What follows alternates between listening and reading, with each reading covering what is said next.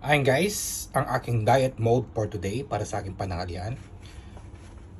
Bumili ako ng chicken breast. Yung chicken breast lang, yung walang walang taba-taba yun ha. Kahit na medyo mahal, binili ko siya at ginawa ko siyang nilagang manok. At linagyan ko lang ito ng konting asin lang, ano?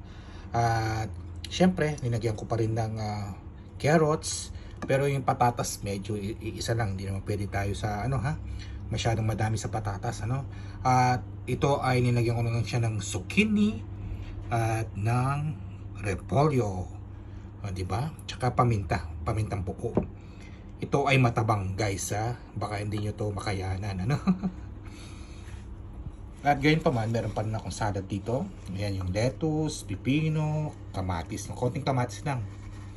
At ng small amount ng brown rice, no? Small amount lang ito, ha? Pero syempre, pupunuhin ko pa rin yung tiyan ko sa gulay. Yun ang pinaka the best, ano? Tsaka, syempre, gulay na fresh. Hindi ko na ito nilagyan ng asin. Okay na to, ha? Para at least hindi tayo tumas ng medyo yung natin, ano. Alam niyo na yon. At syempre meron pa rin tayong prutas kahit na banana lang, no. Ayan ang aking diet mode for today. Wow, manyaman, o di ba? Halin po kayo, saluhan po ninyo ang kumain itong aking pananghalian. Thank you for watching. Bye.